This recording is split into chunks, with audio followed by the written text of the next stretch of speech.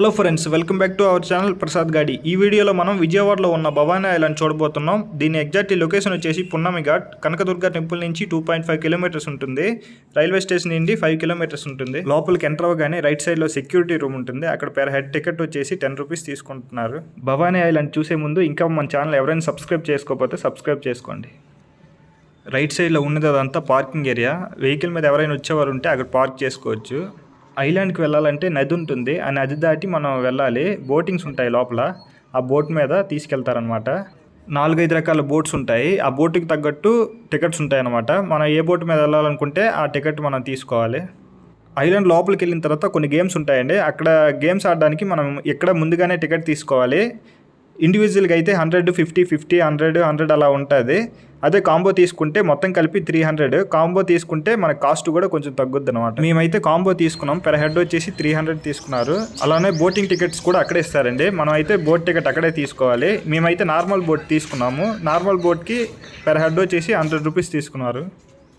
మనం ఎక్కబోయే బోట్ అయితే వచ్చేసింది, చూస్తున్నారు కదా, అదే మనం ఎక్కబోయేది. 4-5 బోట్స్ అయితే ఇక్కడ పెడతారు రెడీగా. ఈ బోట్ వెళ్ళగానే ఇంకో బోట్ రెడీ పెడతారనమాట. సేఫ్టీగా లైఫ్ జాకెట్ ఇచ్చారు. దానికి ఒక బెల్ట్ ఉంటే ఇంకో బెల్ట్ లేదు. కాకపోతే ఇక్కడ రూల్ ఏంటంటే లైఫ్ జాకెట్ వేయాలి సేఫ్టీగా. కొంతమంది వేసుకున్నారు, కొంతమంది వేసుకోలేదు. అక్కడ చూస్తున్నారు కదా, అది ఐలాండ్ నుంచి రిటర్న్ వచ్చే బోట్. అది ఈ బోట్ తీయగానే ఆ బోట్ పెడుతుంటారు. అక్కడ దూరంగా కొండలా కనిపిస్తుంది చూసారా, అక్కడికైతే మనం వెళ్ళాలి. బోట్ అయితే చాలా స్లోగా వెళ్తుంది, చూస్తున్నారు కదా, చాలా స్లోగా వెళ్తుంది. వాటర్ అయితే చూడండి ఎంత నీట్గా ఉన్నాయో. కృష్ణ అనేది వాటర్ చాలా నీట్గా ఉన్నాయి. ఇక్కడ నుంచి లొకేషన్ అయితే చూడండి, అది ఎంత బాగుందో. అది దూరంగా ఇండస్ట్రియల్ ఏరియా అనుకుంటా, పొగలైతే వస్తున్నాయి అక్కడి నుంచి. మనం ఆల్మోస్ట్ దగ్గరలోకి అయితే వచ్చేసినట్టున్నాం.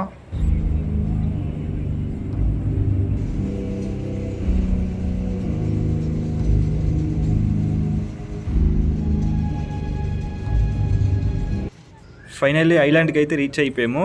అక్కడి నుంచి ఇక్కడికి రావడానికి 10 to 15 మినిట్స్ పట్టింది. బోట్ అయితే ఇప్పుడు దిగిపోయాను.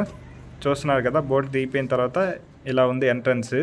ఈ భవానీ ఐలాండ్ మొత్తం చూడడానికి పార్క్లా ఉంటుంది. ఒకప్పుడు ఇది ఫారెస్ట్ అండి. ఆ ఫారెస్ట్ని ఇలా పార్క్లా చేశారనమాట. చాలా నీట్గా డిజైన్ చేశారు మొత్తం.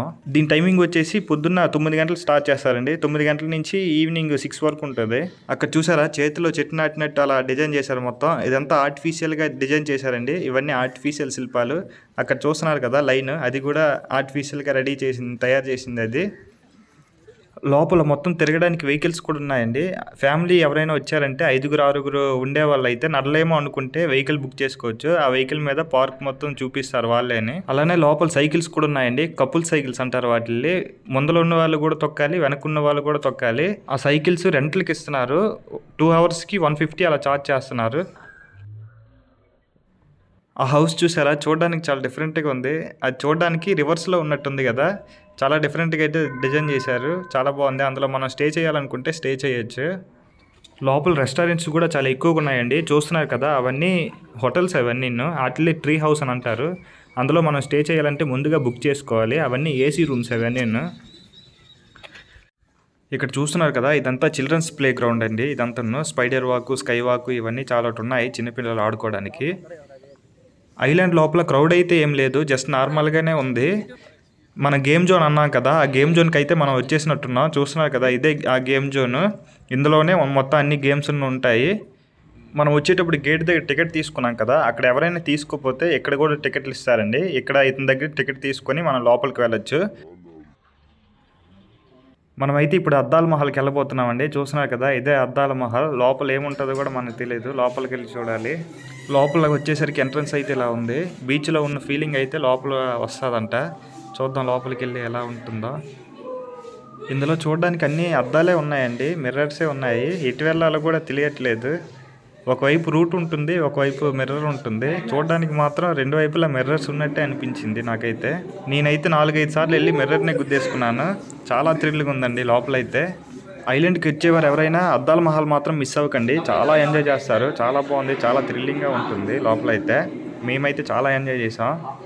మేమైతే కాంబో ప్యాక్ తీసుకున్నాం కదా, ఇందులో ఇప్పుడు ఒకటే అయింది, కంప్లీట్ అయింది. అద్దాల మహల్ ఒకటే కంప్లీట్ అయింది. ఇంకా రోబోటిక్ జురాసిక్ పార్క్ ఒకటి ఉంది, మేజ్ గార్డెన్ ఒకటి ఉంది. మనమైతే ఇప్పుడు రోబోటిక్ జురాసిక్ పార్క్ వెళ్తున్నామండి. బయటికి అయితే చాలా శబ్దాలు వస్తున్నాయి, యానిమల్స్ సౌండ్స్ అయితే. లోపల ఏముంటాయి చూడాలి. రోబోటిక్ జురాసిక్ పార్క్ అయితే మనం లోపలికి ఎంటర్ అయిపోయాము. చూస్తున్నారు కదా పార్క్లా ఇదంతా ఎంత బాగుందో, చాలా బాగుంది చూడడానికి. అయితే లోపల నుండి సౌండ్స్ వస్తున్నాయి, చూస్తున్నారు కదా, చాలా భయంకరంగా వస్తున్నాయి సౌండ్స్ అయితే.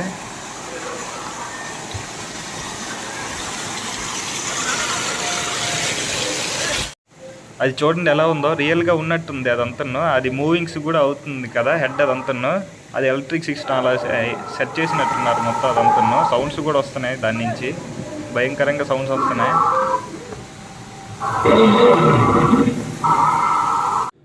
ఇదంతా చూస్తుంటే రియల్ జూ పార్క్ వచ్చినట్టుంది. యానిమల్ చూడండి ఎలా ఉందో, రియల్గా చూసినట్టు రియల్గా ఎలా ఉంటుందో అలా ఉంది మొత్తం ఇదంతను. మూవింగ్ కూడా అవుతుంది, సౌండ్ కూడా చేస్తున్నట్టు అలా సిస్టమ్ పెట్టారనమాట. చాలా బాగుంది చూడడానికి.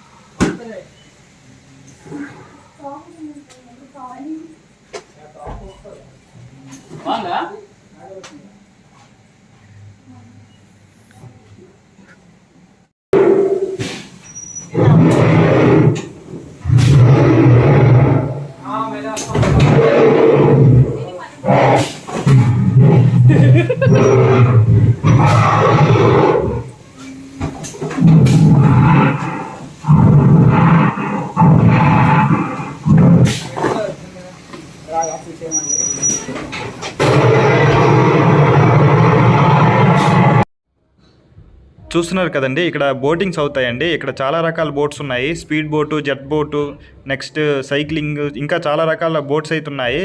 ఇక్కడ సపరేట్గా మనం బోటింగ్ చేయాలనుకుంటే, ఏదైనా స్పీడ్ బోటు అవి తీసుకుని రైడింగ్ చేయాలనుకుంటే చేయొచ్చండి. దానికి సపరేట్గా ఇక్కడ కాస్ట్ పే చేయాల్సి ఉంటుంది. ఇప్పుడైతే ఐలాండ్ నుంచి రిటర్న్ అయిపోతున్నామండి. రిటర్న్ అయ్యేటప్పుడు మళ్ళీ సపరేట్గా టికెట్ తీయాల్సిన అవసరం లేదు. వచ్చేటప్పుడు తీసుకున్నాం కదా, ఆ టికెట్ ఉంటే సరిపోద్ది అనమాట. రోబోటిక్ జురాసిక్ పార్క్ అయిపోయిన తర్వాత మెజ్ గార్డెన్కి వెళ్ళామండి. అక్కడైతే మొత్తం అంతా గార్డెన్ అదంతా చూడడానికి అయితే మరి ఏమనిపించలేదు, అందుకని వీడియో కూడా ఏం తీయలేదు అక్కడ.